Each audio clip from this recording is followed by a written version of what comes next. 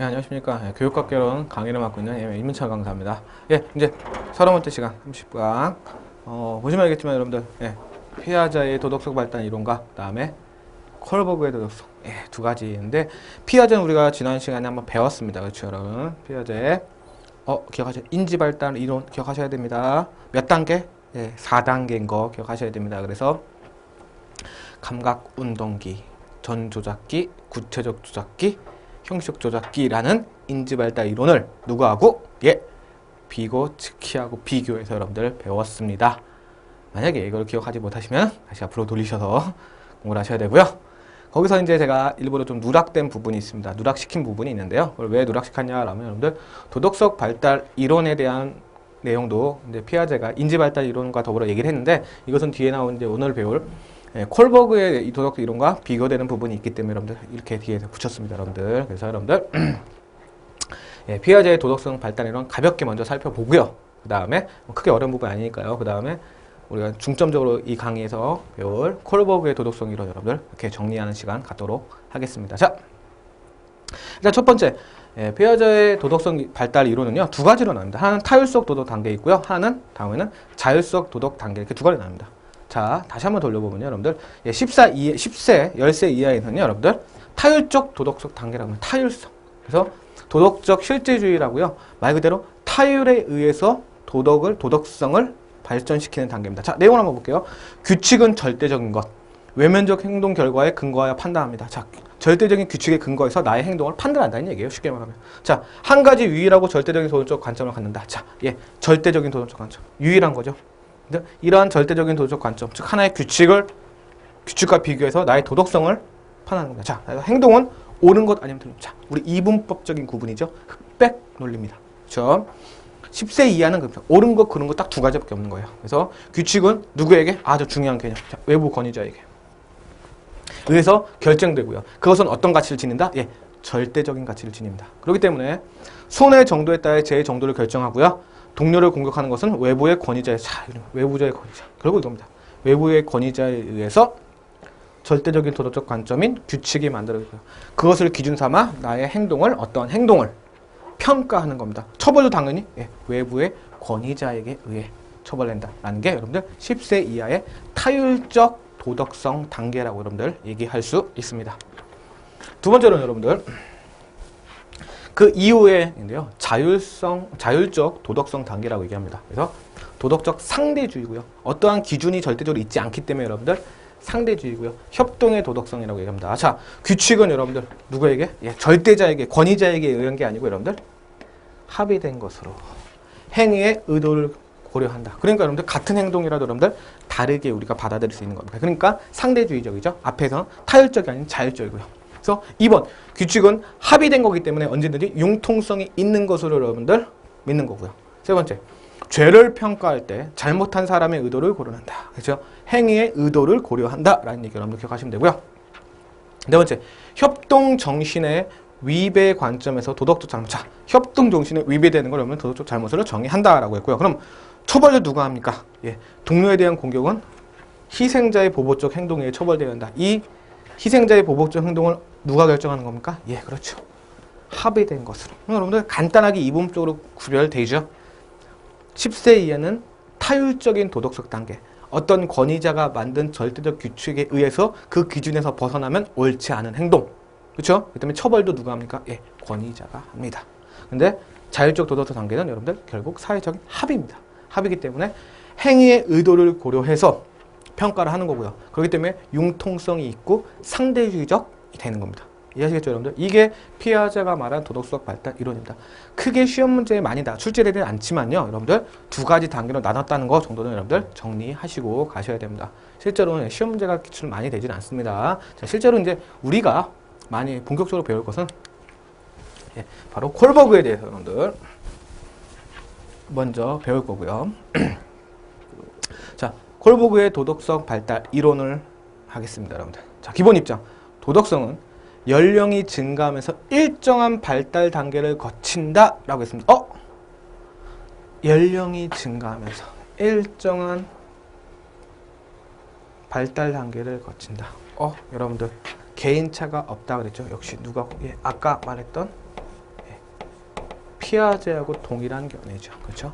인지적 발달 수준에서 각 때마다 있다. 그래서 연령이 증가하면서 도덕성도 일정한 발달 단계를 갖춘다. 그러니까 여러분들 개인차가 없는, 거의 없는 변하지 않는 순서에 의해서 여러분들 말을 좀 헷갈리시더라고요. 불변적인 순서는요.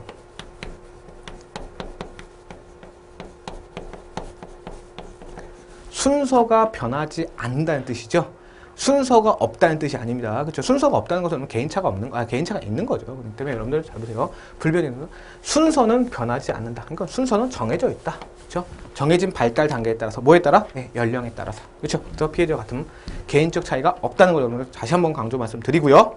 두 번째, 도덕성은 문화와 상관이 없이 발달하죠. 왜? 그래야지만 뭐가 있습니까? 문화에 따라, 사회적 맥락에 따라, 문화에 따라 발달하면 여러분들 상대성이 있잖아요. 그렇죠? 그럼 여러분들 그거는 순서나 개인차가 존재하는 거죠. 그래서 문화와 상관없이 여러분들 연령이 증가하면서 자연 발전적으로 발달한다. 불변형성 아주 중요한 포인트입니다. 콜버그는. 세 번째, 도덕성은 인습 이전 수준. 우리가 오늘 배울 본격적인 내용. 단계를 구분했습니다. 인습 이전 수준, 인습 수준, 인습 이후의 수준, 세 수준으로 구별되고요. 각 단계는 각각 2단계로 구별되기 때문에 우리는 총 6단계. 총 6단계로서 도덕적 발달 단계를 구분합니다. 누가요? 콜버그가요. 자, 그 다음에 네 번째. 하인즈가 약을 훔치다라는 이따 좀 이따 제가 보여드릴 겁니다. 여러분들. 내용을 보여드리고 이거라는 도덕적 딜레마를 설정해서 각 단계별로 설명을 합니다. 아주 중요한 얘기입니다. 좀 이따 이제 바로 보여드릴 겁니다. 그러니까 콜버그는요. 기본적인 내용이 1, 2번이고요. 1번이고요. 각 단계를 6개. 인습 이전, 인습 수준, 그 다음에 인습 위의 수준을 나누고요. 그 다음에 그것을 설명할 때, 6단계 설명할 때 뭘 가지고 설명하냐? 하인즈가 약을 훔치다라는 도덕적 딜레마를 가지고 설명을 합니다. 이해하시겠죠, 여러분들? 바로 보여드릴 거고요. 그 다음에 5번, 도덕성은 교사가 가르칠 수 없습니다. 그렇죠? 왜요? 이미 자연 발생적으로 각 연령별로 있기 때문에 따로 가르치는 내용이 아니에요. 그렇기 때문에 교사는 도덕성 확장을 촉진하는 역할, 그렇죠? 도우미 역할만 한다는 얘기고요. 도덕적 토론과 역할놀이 등을 통해서 대표적으로 촉진하는 도우미 역할만 하지 실제로 도덕성을 가르칠 수는 없다라는 겁니다. 자, 이해하시겠죠, 여러분들?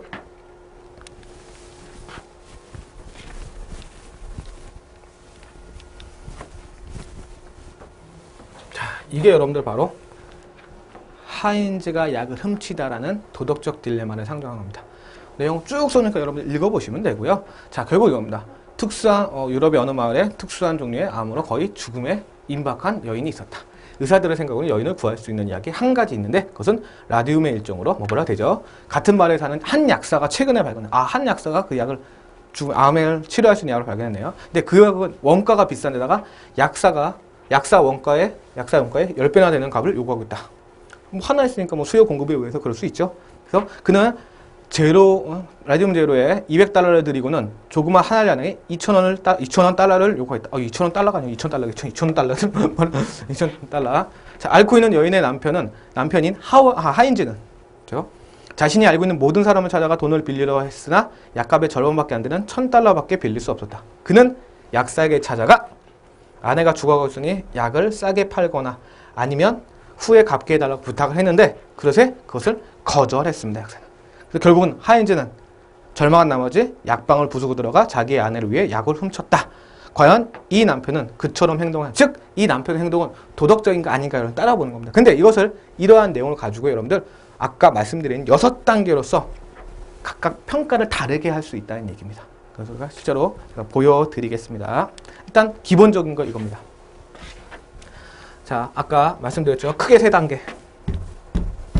전 인습이 나타나기 전 도덕성, 그 다음에 인습적인 도덕성, 그 다음에 인습 후에 3가지 단어로 나눕니다. 그래서 3가지를 각각 2단계로 해서 총 6단계로 말씀드렸죠. 1단계의 도덕성을 구분하는 기준은 여러분들 복종과 처벌입니다. 복종과 처벌. 그 다음에 두 번째는 상대적 쾌락주의. 얘기를 할 겁니다. 실제로 쾌락의 양이 어느 쪽으로 많은 것인가. 그럼 여러분들 미리 한번 해볼까요? 자, 여기서 일단 다시 정리하겠지만요. 복종과 처벌에 의해서 하인즈는 약을 훔치는 게 정당한 행위입니까? 정당하지 않은 행위입니까? 당연히 처벌받는 행위죠. 그렇기 때문에 도덕적으로 옳지 않은 행동이라고 얘기하는 겁니다. 근데 두 번째, 2단계에서는요. 상대적 쾌락주의. 자, 그 약사, 약을 팔지 않은 약사의 그 돈에 대한 가치, 쾌락인가? 다음에 사람을, 한 사람의 생명을, 아내를 살리려는 하인의 행동은 어떤 게 더 쾌락이 크죠? 네. 아내 살리는 게 더 큰 우리가 쾌락을 갖고 있다고 얘기하겠죠. 그렇기 때문에 이제는 행동은 도덕적이다. 이렇게 평가를 한 겁니다. 이따가 한번 쭉 하겠습니다. 그래서 착한 아이 지향, 사회 질서, 권위 지향, 그 다음에 민주적 법률, 보편적 권리. 이렇게 우리가 6단계로 살펴볼 거고, 이것을 아까 말한 하인즈의 딜레마 내용과 더불어 같이 한번 정리를 해보겠습니다. 자, 1단계입니다. 1단계, 2단계. 즉, 전 인습적 수준이라고 나왔어요. 자, 1단계, 2단계. 자, 아까도 말씀드린, 바로 전에도 말했지만, 처벌과 복종의 단계. 단계로, 말 그대로, 처벌을 피하기 위해서 규칙을 지키는 겁니다. 즉, 잡히거나 처벌받게 될 가능성의 근거에 도덕적 판단을 합니다. 즉, 도덕적 판단의 기준이 뭡니까? 처벌과 복종입니다. 처벌을 받을 것이냐, 안 받을 것이냐. 그래서, 행동의 옳고 그름은 행동의 결과에 의해서 판단인데 어떠한 행동이 오냐? 그것은 처벌받을 만한 행동이냐 처벌받지 않을 행동이냐라고 합니다. 그래서 적발되어 처벌받게 되면 도덕적으로 나쁜 것이고 그렇지 않으면 옳게 판단될 수 있다. 그리고 도덕적 판단의 기준이 뭡니까?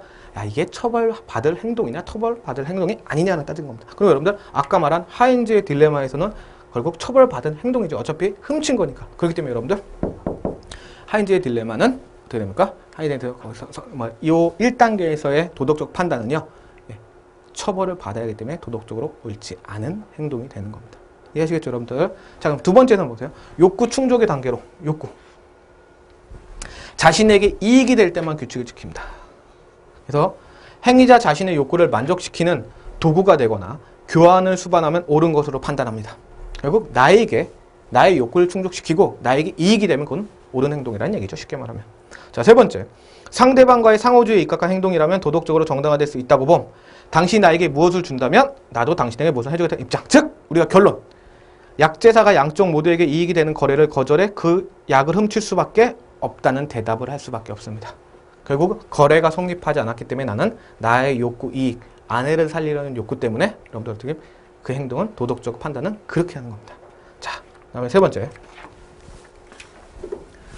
인습적 수준에서요. 인습은 여러분들 말 그대로입니다. 인습, 인간이 만든 관습이라는 얘기죠.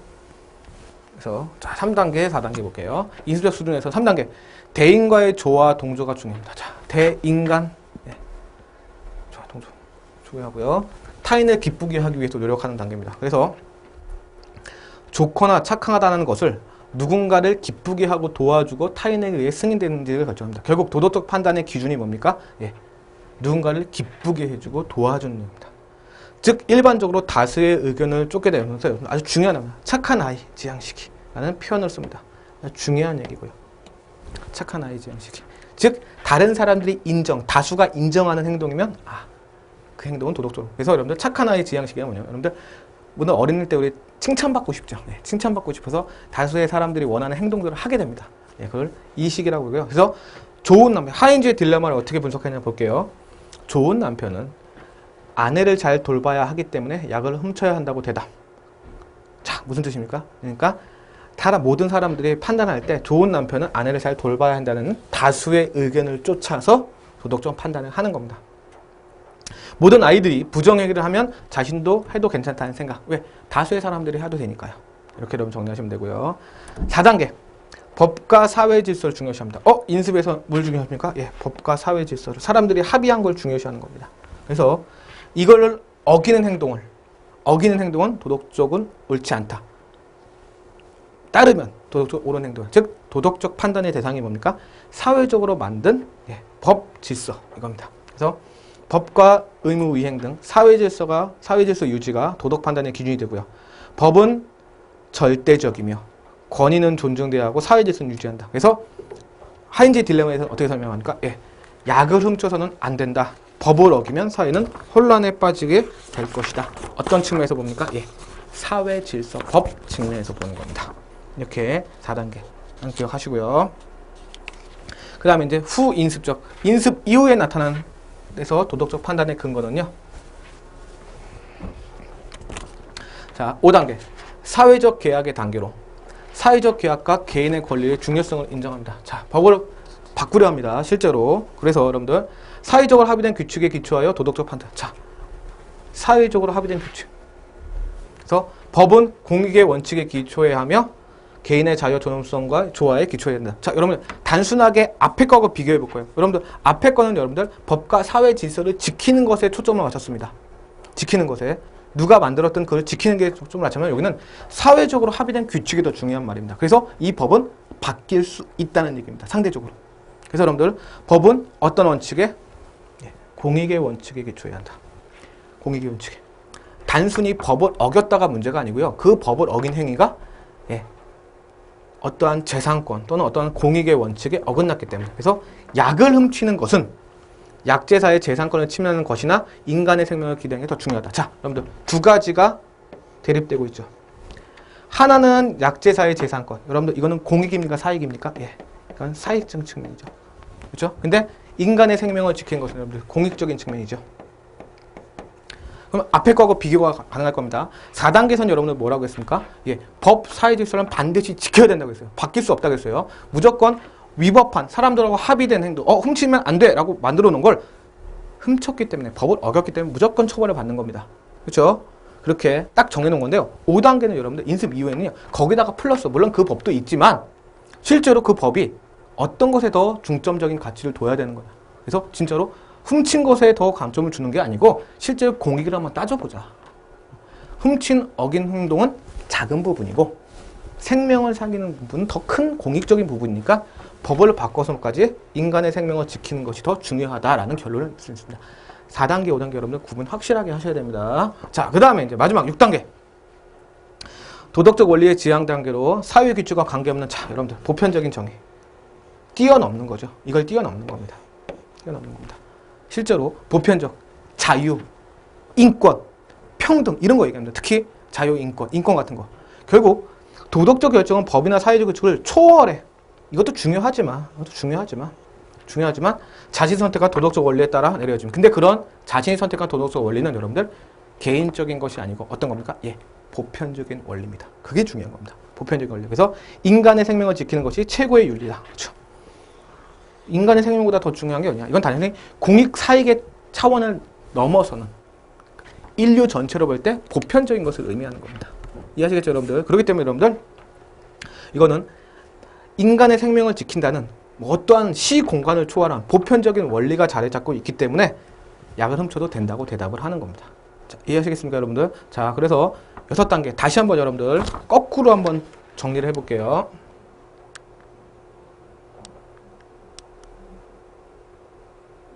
여러분들 다시 한번 정리를 하겠습니다.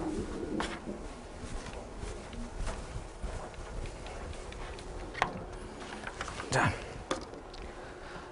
일단 추두는 다 외웠고요. 여러분들 전 인습적인 도덕성, 그 다음에 인습적인 도덕, 그 다음에 후인습적 도덕 이렇게 나누는 거 기억하시고요. 자, 인습이 나타나지 않은 단계입니다. 그러니까 여러분들 사회적 관계나 이런 걸 따지는 게 아니에요. 그렇죠? 여러분들. 그렇기 때문에 여기는 복종한 도덕적 판단의 기준이 뭡니까? 처벌입니다. 처벌을 할 수 있냐? 그러니까 이때는 이 처벌은 여러분들 어떤 사람에 의해서 처벌은 어떤 법이나 사회 질서가 만들어지지 않았기 때문에 처벌할 수 있는 행위냐 아니냐만 따지는 거예요. 그다음 여러분들 상대주의적 해랑은 뭡니까? 이익입니다. 이익만 따지는 겁니다. 그 행위가 실제로 도움이 되냐 안 되냐만 따지는 겁니다. 그러니까 도움이 되는 행위다 안 되다. 이에 상대적인 양을 따져서 하는 겁니다. 자, 이 두 부분은 다시 한번 전 인습이니까 인간의 합의, 인습 이전에 만든 도덕적 개념입니다. 그 다음에 제2수준에서는 여러분들 인습적 도덕에서 인간들이 어떠한 사회 질서를 만들어 놓는 거예요. 근데 그 만들어 놨을 때 첫 번째는 초반이기 때문에 여러분 착한 아이 지향 뭐냐? 여러분들 이거는 그냥 말 그대로 다수의 의견이기 때문에요. 강제적 성격이 있는 건 아닙니다. 강제적 성격이 있는데 그냥 다른 사람들의 눈치를 보기 시작하는 거예요. 자, 여러분들 전 인습 도덕성은 뭐라고 했습니까? 사람들의 눈치는 안 봐요. 인습 전이기 때문에 사람들의 눈치를 보지 않습니다. 단지 기준이 처벌과 이익 딱 따지는 건데요. 근데 인습이면서는 다른 사람들의 생각들을 들어야 하고 다른 사람들의 의견을 따라야 된다는 얘기예요. 그렇죠? 그렇기 때문에 여러분들 여기는 단순히 착한 아이에 지향한다. 다수의 의견에 따라 칭찬받은 행동인지 비난받은 행동이지만 결정을 하는 겁니다. 그 다음에 이제 거기서 다수의 의견을 어떻게 합니까? 합의하는 겁니다. 뭘로? 예, 법으로써요. 또는 크게 말하면 사회 질서로써요. 그래서 다수의 의견을 객관적으로 정리해 놓은 겁니다. 야, 이거 법으로 지켜서 훔치면 안 돼. 합의해 놓은 거야. 그러니까 절대적인 가치를 딱 정해 놓은 겁니다. 법으로서 규칙을. 그래서 그것을 지키냐 안 지키냐. 그렇죠? 인습적 도덕입니다. 자, 그럼 여러분들 단계별로 보세요. 아무것도 사람들과의 관계는 없었다. 1단계, 1, 2단계. 그러니까 1수준. 2수준에서는 사람들을 신경 써요. 사회적 관계를 신경 쓰긴 했다. 단 첫 번째 3단계에서는 다수의 의견을 따라서 칭찬받는 것이냐 비난받는 것이냐 따지다 보면 그냥 그것을 한 단계 더서 그 다수의 의견을 뭐로써? 객관적인 법으로서 나타내는 겁니다. 그 다음에 이제 셈수는 당연히 인습 이후에 인습 당연히 있고 거기다가 우리가 더 큰 가치를 한번 생각해 보자. 그래서 민주적인 법률. 자, 민주적인 법률은 당연히 다수의 사람들이 법을 만들어서 생각하는 건데요. 자, 결국 이거에서 가장 중요한 건 뭐냐? 사익 공익이란 부분이 있을 때 이쪽으로 가자. 개인적인 의견보다는 공공의 이런 법들을 만드는 법을 단순한 어겼다고 처벌하지 말고 그 어긴 행동이 개인적인 이익을 위한 거냐, 사회적인 공익을 위한 거냐라고 따져보는 겁니다. 그래서 사회적인 법률의 사유는 어떠한 개인의 권리를 보장하기보다는 전체 공익을 보장하는 측면으로 가야 된다라는 의견이고요. 그 다음에 이제 그걸 한 단계 더 나가면 공익 좋다. 공익은 결국 뭐냐? 그걸 뛰어넘어서 아예 보편적인 원리. 우리가 자유, 특히 인권에 관한 것. 이건 여러분들 어떤 법으로 처벌할 수 있는 계제가 아니다라는 의견입니다. 그러니까 생명을 살리는 것보다 더 중요한 거냐? 그럼 그 정권은 약간은 도덕통합할 때 유보시키자라는 의미입니다. 여러분들 다시 한번 여러분들 정리해 두시고요. 특히 시험 문제는 아마 3단계 착한 아이 지향이라는 저런 표현 때문에 제일 많이 나올 겁니다. 물론 이제 다 알아두셔야 되겠지만요. 자.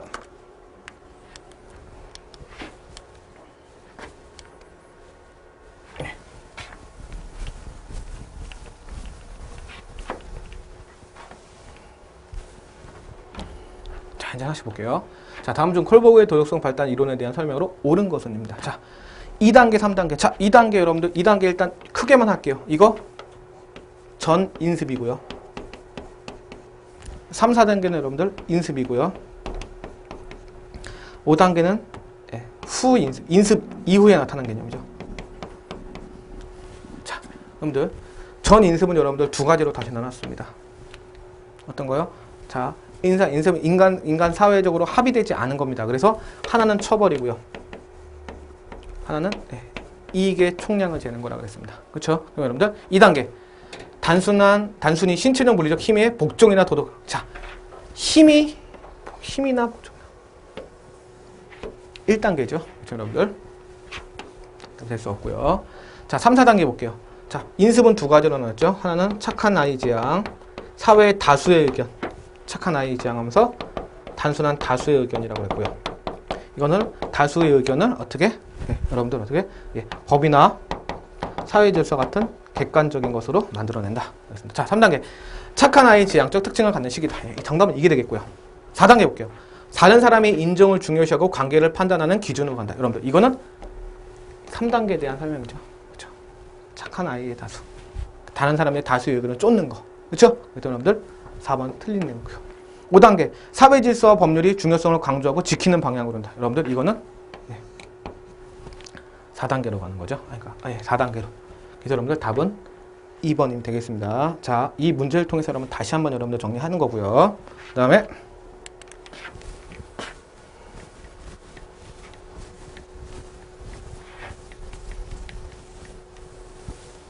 자, 이제 전체적인 기본 개념. 도덕성 발달 수준을 구분하기 위하여 인습 혹은 관습의 기준, 그렇죠? 인습의 기준을 삼았다라는 거 여러분들 맞는 표현이 되겠고요. 2번. 도덕적 발달 단계는 개인에 따른 개인차가 존재한다, 안 한다 그랬죠, 여러분들? 첫 번째 그 기본 개념에서. 자, 자연 발전적인 각각의 도덕적 발달가 정해져 있다. 그렇죠? 불변적인 순서로 되어 있다. 그래서 개인의 차가 존재하지 않는다고 되어 있습니다. 그래서 여러분 정답은 2번이 되는 거고요. 자, 3번. 다른 사람의 인정을 중요시하고 관계를 판단의 기준으로 삼는 단계는 자, 다른 사람의 인정을 중요하고 다수의 의견을 중시하고 다수의 사람들의 칭찬 혹은 비난의 도덕적 기준이 된다라는 것은 대인관계에서의 조화를 위한 도덕성이 된다. 자, 몇 단계요? 3단계요. 착한 아이 지향 단계. 이렇게 기억하시면 되고요. 4번. 콜버그의 이론은 도덕적 딜레마를 설정하여, 그렇죠? 어떤 도덕적 딜레마? 예, 하인즈의 도덕적 딜레마를 설정하여 이에 대해 어떻게 답하는가의 사고 체계를 바탕으로 도덕적 발달 단계를 설명하였다. 자, 요거 첫 번째 거. 두 번째 거, 옳게 고친 거 만약에 존재하지 않는다. 그 다음에 세 번째 거, 이게 콜버그 이론의 대표적인 여러분 기본 개념 정리입니다. 꼭 여러분들 숙지하시고요. 그 다음에 예, 요까지가 여러분들 이제 마지막 문제가 되겠고요. 자, 이걸 통해서 여러분들 우리가 27강부터 여러분들 26강부터 이제 교육심리학이 들어갔는데 예, 요까지가 여러분들 발달 이론입니다. 어떤 발달 이론? 여러분들 인지 발달 이론, 네, 도덕적 발달 이론에서 했습니다. 그래서 여러분들 여태까지의 파트가 발달 이론 파트고 여러분들 다음 부분부터 여러분들 실제로 이제 개인의 학습 차이에 의한 각각의 이론들에 대해서 정리를 할 거고요. 그 다음에 이제 학습 이론에 따라서 정리를 할 겁니다. 그래서 여러분들 요까지 기본 이론들, 예, 지금까지 얘기했던 거 피아제, 그렇죠? 그다음 비고츠키, 그다음에 프로이드, 에릭슨, 그렇죠? 이런 거. 그다음에 지금 콜버그까지 요 이런 발달 이론에 대해서 인지적인 측면도 있고 도덕적 측면도 있고 정리를 해 놓으신 다음에 이게 한 파트가 되겠고요. 이제 다음 파트로 다음 강부터는 다음 파트로 여러분들 넘어가도록 하겠습니다. 자, 그럼 여러분들 수고하셨고요. 다음 강에서 다시 찾아뵙도록 하겠습니다.